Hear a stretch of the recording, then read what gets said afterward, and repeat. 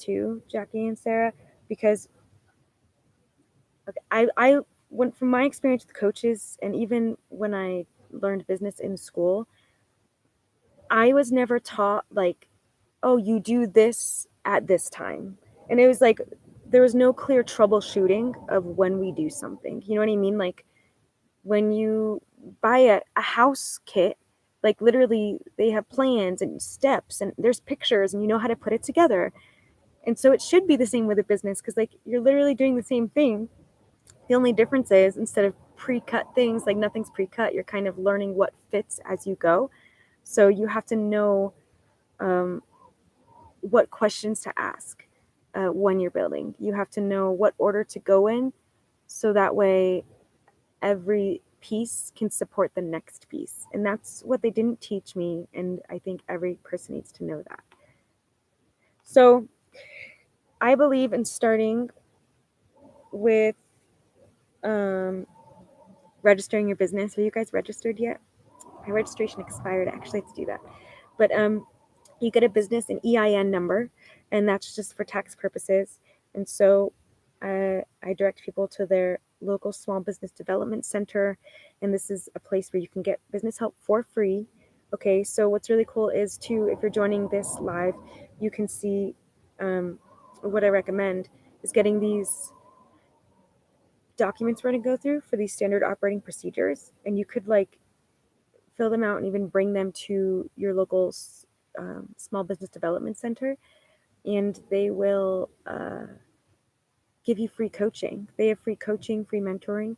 So it's always great when we can start doing what we can. And so we're not like completely floundering. If we can kind of guide the mentor or coach or whoever's helping us and be like, oh, well, I did this so far, I'm here, you know, and they can meet you where you're at and know what you've done beforehand, they're going to find it easier to help you too. So that's my whole deal with the Legacy Brand Leader Curriculum, is to provide framework that's easy to follow, chronological, and gives you your own custom processes just by going through templates and stuff. So there's a branding section, section 1. Operations 2 is marketing, and operations 3 is sales. And I'm going to show you the tools we use in branding. I think you both are familiar with these: a brand guide and an audience map and an empathy cheat sheet. So let me quickly show you what those look like. But I want to tell you how I practically used it in my business and how I've used it for clients too. So the brand guide, have you guys ever heard of a brand guide? Yes or no in the comments. Let me know while I get the Google Docs up.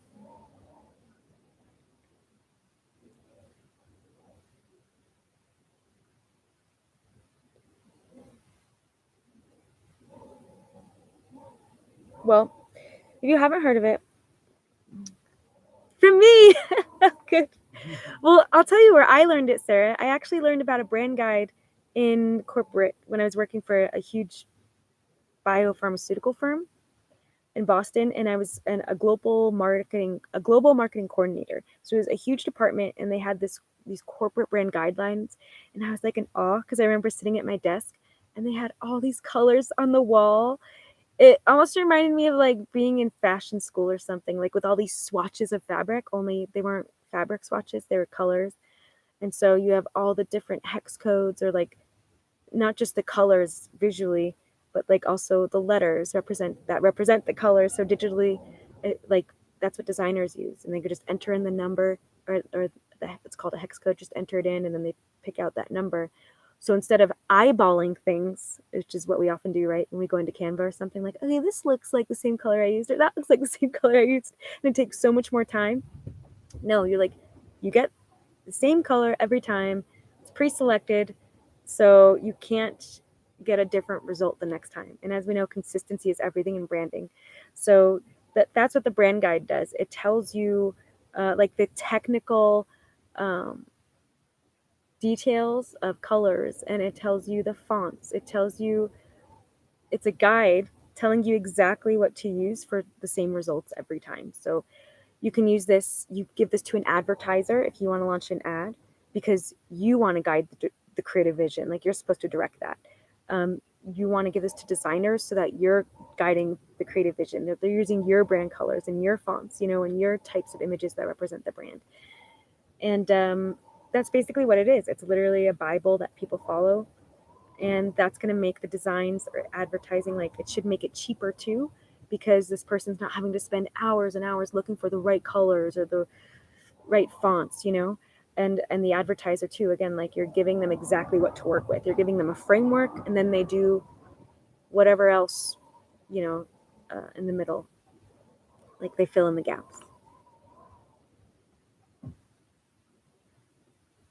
Oh, Jackie.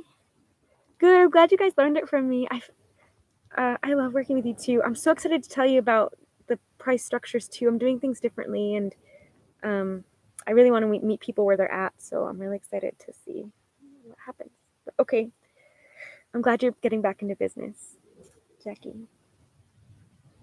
Okay, but so let me show you the brand guide. Well, Sarah and Jackie, I know you guys know it, but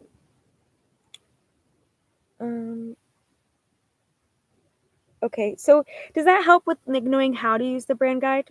Like knowing who to give it to, when to use it? Because that's what I want to provide here. Is like, here's a tool, here's who you give it to, and here's when you use it. So I just want to make sure I got that out.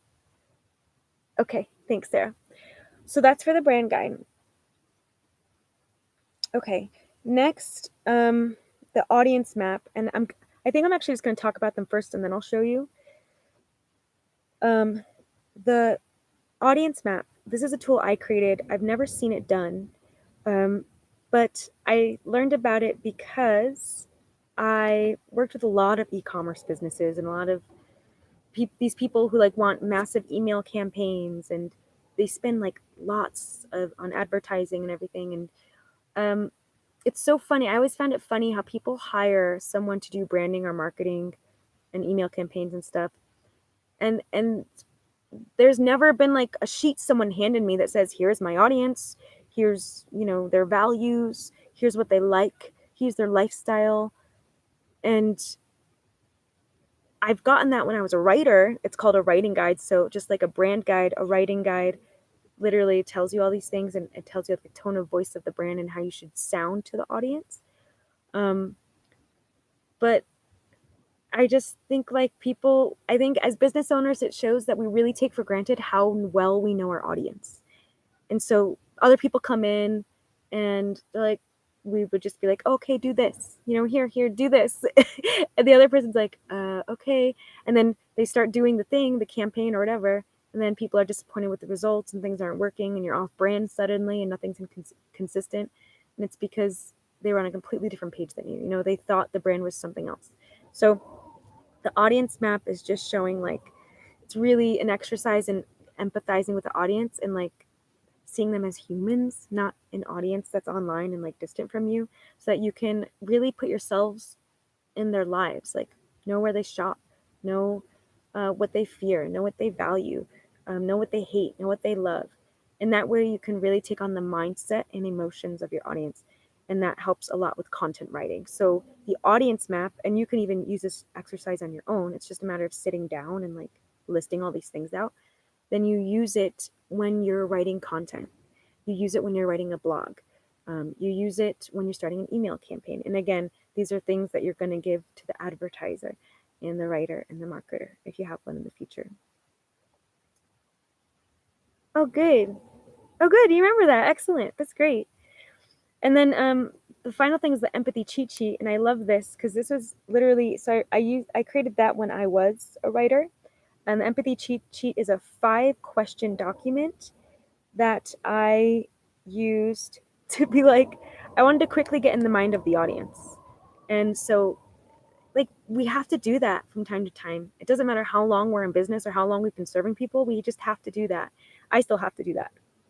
So to make sure results are consistent over time, a long period of time, this is a great exercise to do, just kind of like remember what your audience feels like. And it goes a little deeper than the audience map, where it's not like their traits and their lifestyle and their mindset.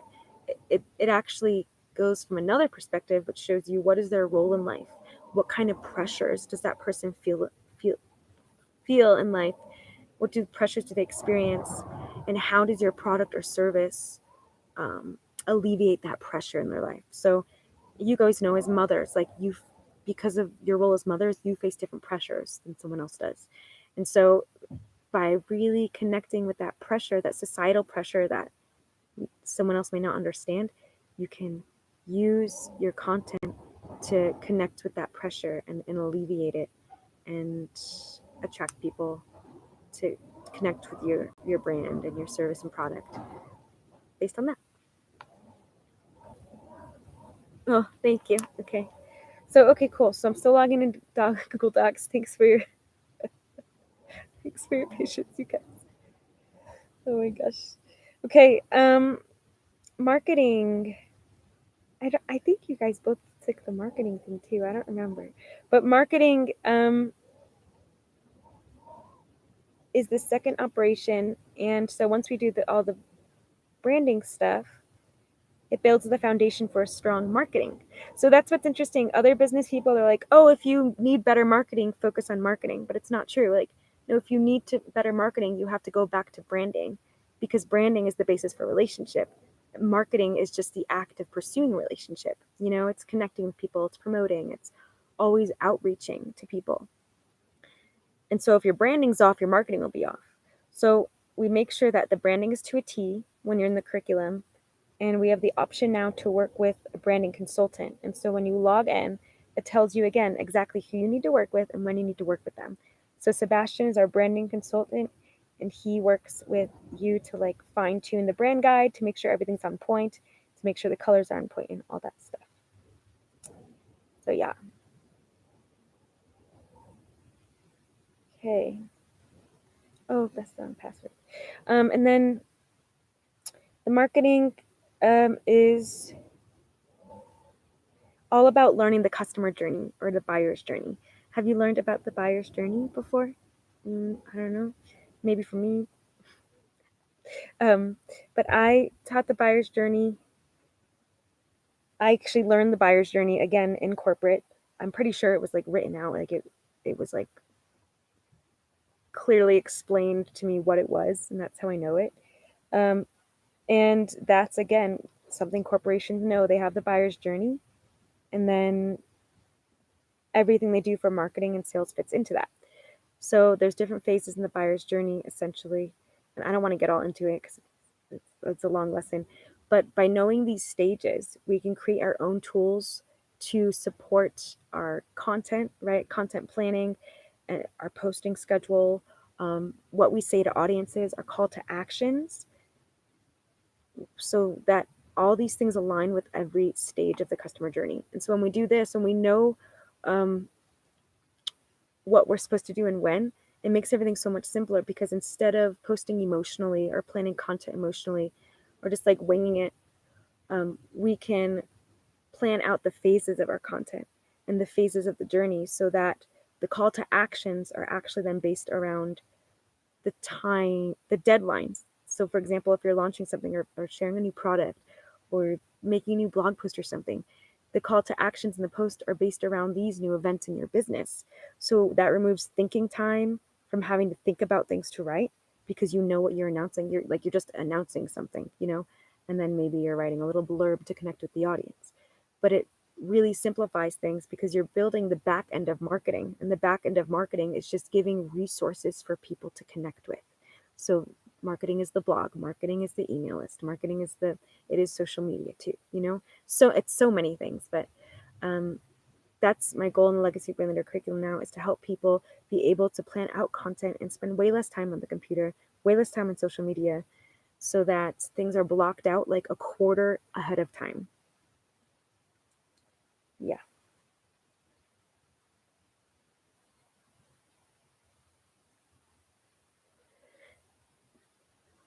Okay, finally got into Google Docs. So I'm going to give a quick glimpse at the branding guide and the audience map.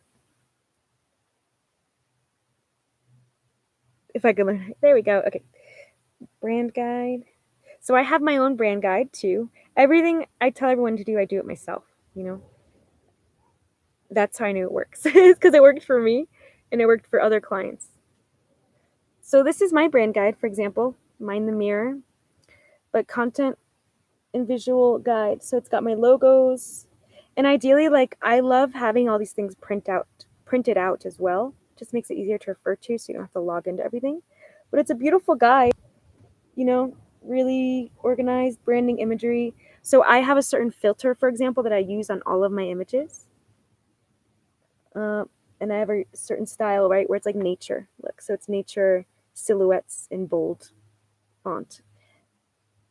And so now in Canva, I have just a whole database of all these same type images. So it makes it really quick to, these images like I've created so many, and that's like my own stock photos, you know, and stock photos, if you don't know, are just photos you have on hand that no one else has that are unique to your brand. So it differentiates you and it's memorable. So you want to recycle the same photos because you want people to see a photo and to remind them of your business. You know what I mean? So yeah, that's what that is. And so this is the brand guide.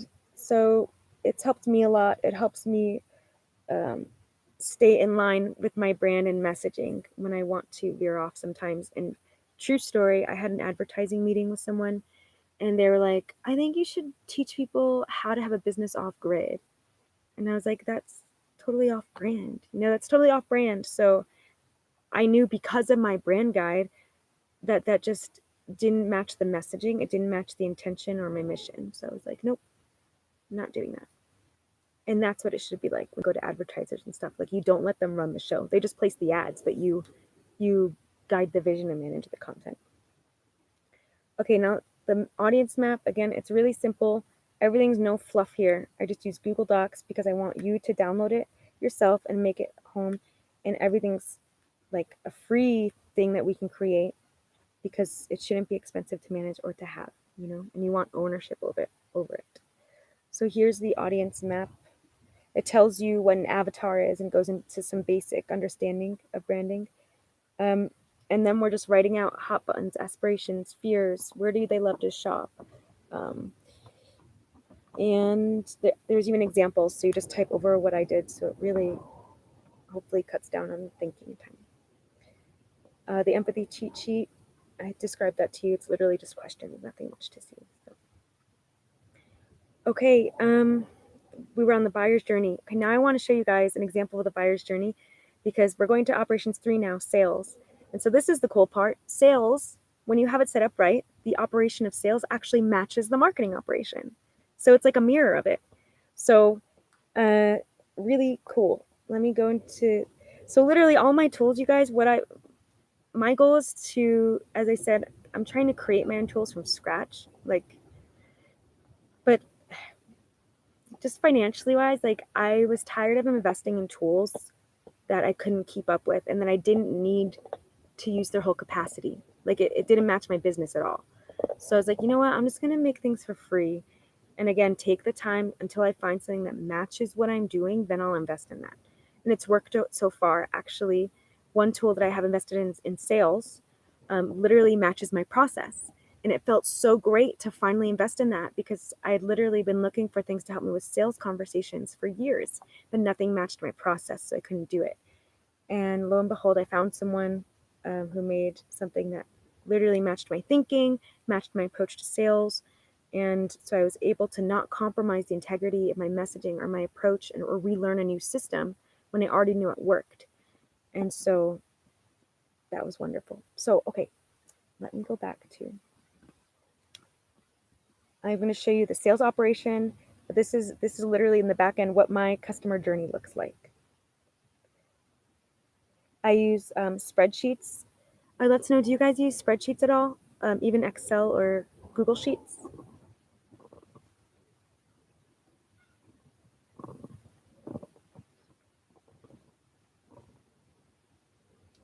Ooh.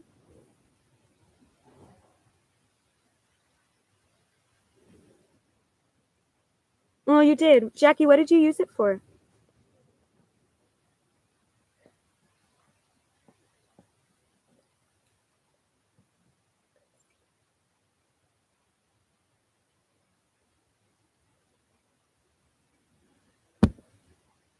So I would love to know what you used it for in the comments. I'm going to move on and show you my own buyer's journey now. It's a little messy. It can be cleaned up, but okay, let's see if you can see this. So this is what we learned in the sales. It's a spreadsheet, and just focus on these 3 tabs. Prospect journey, it says awareness stage. Then it says lead journey, consideration stage. Customer journey, decision stage. Then it has campaigns. Wow, I'm so proud of myself. Okay, but so quickly, and literally in the first tab, all I do is I record links of people I want to work with. Okay, so these usually match the following on your social medias, for example. So the first tab in the prospect journey, I'm just putting links, their names, whatever information shows up in their profile, only contact information, not everything. But that way it's all there, and I can like reach out to them if I wanted to off of social media. Because what you're doing, it's really important that you're not just showing up at social media to sell. You have to go the extra mile and create your own database. And so your own database, again, protects you should the social media go down. I've heard tons of horror stories. People are like, I lost my following overnight. Or something goes wrong technically, and then they lose everything. So imagine like all the relationships you build online. That's your entire business. That's so valuable. So if you lose contact with all these people, my puppies, if you lose contact with all these people, lose all their data, it can really set you back. So yeah, I learned the hard way. I always learn the hard way. And so I learned now, like, you really have to document all the data, save it to a spreadsheet, get a USB drive, and update this. By the way, you can also, I don't know if you know, you can download all the data off Instagram and Facebook. Actually off every social media platform. So all your followers' names and everything.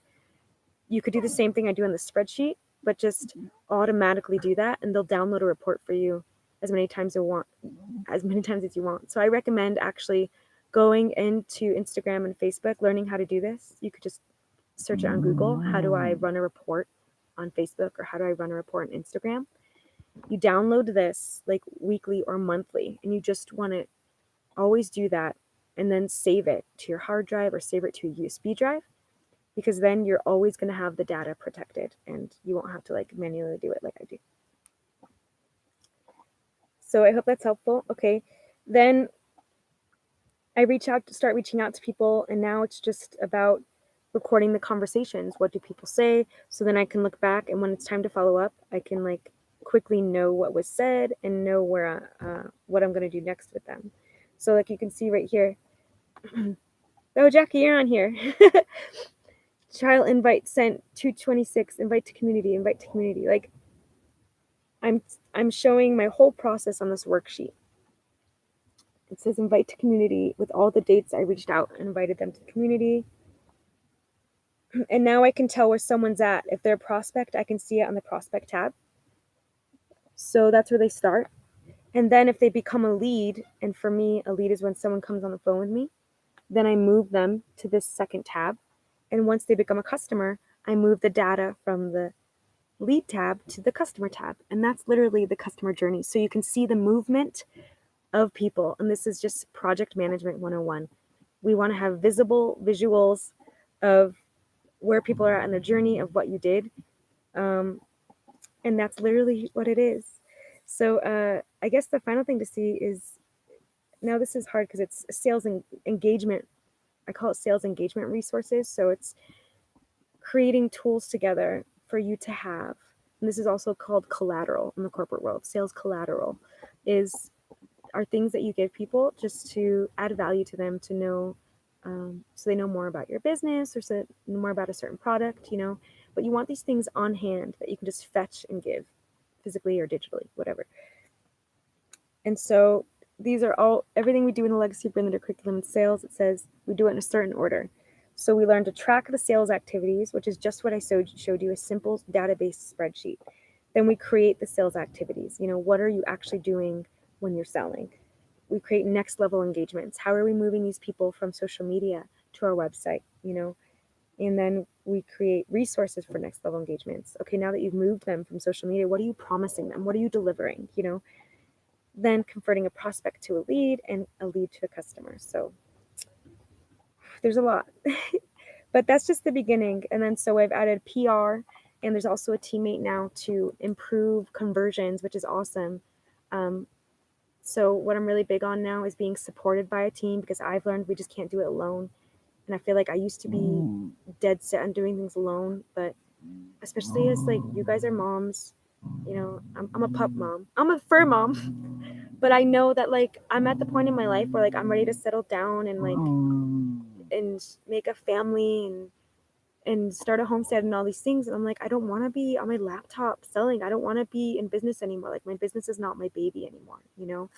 So I'm really starting to budget teammates and look at the business plan too. And that's the last thing I wanted to show you, actually, was the business plan. Because if you haven't made one yet, you should, because it's a live document that will always grow. So I would like to show you what I made.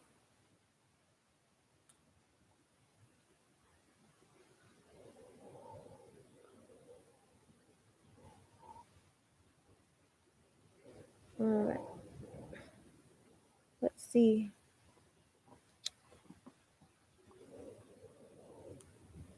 And another question, have you guys ever thought about your exit plan, or have you ever heard of an exit plan?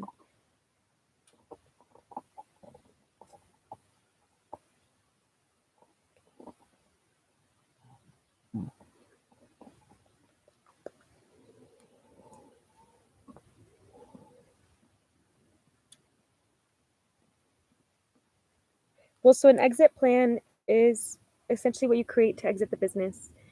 And it's important because it will guide you. The exit plan will actually guide your current actions. So this is my business plan, and it's grown so much. So it starts with the vision and mission, goes into the value letter, which is a series of offers I'm creating. So I'm like, these are essentially just different revenue streams at different price points.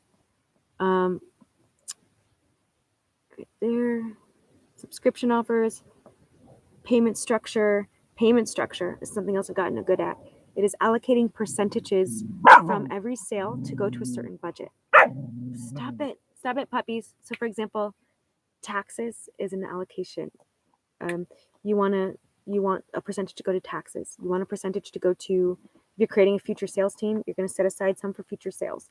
And it's a lot of discipline to get in that rhythm, and it can be hard at first, but if we're not setting aside money for future teammates, we're building a prison around ourselves. So I start with technology first. Currently, I'm focusing on investing in technology and then teammates.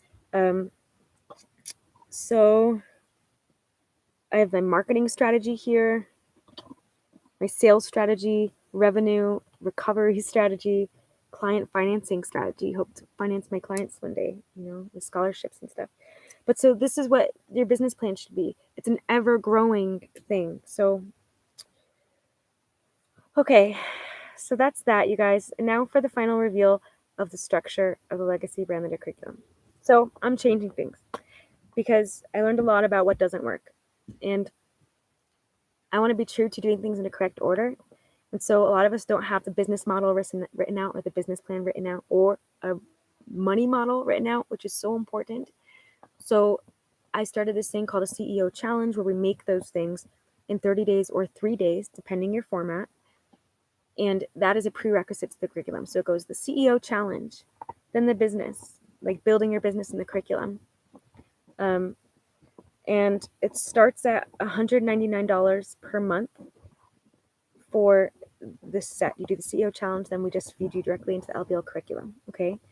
And then the other thing I'm implementing is a download center. So let's say that's too much for you. Well, I'm going to upload these tools to the download center, and it's going to be one-off pricing, like nominal fees, maybe things that are $27 to $57 that you download. And then again, you can bring them to your local small business development center, or bring them to someone who mentors you for free. So that way you're actively building your business, you're actively leading what you do in your business. You don't have to be told how to do things, and you're getting critiqued, and you're getting reviewed, and you're getting supported with those downloads. So that's really it. I'm really excited. And yeah, if you have any questions, let me know. But thanks for bearing with me. I've talked so much, I have a headache now. So I'm going to get off and just continue adding comments or questions if you have any for me. And Jackie, we'll talk too. I would love to work with you again as well. Okay, bye.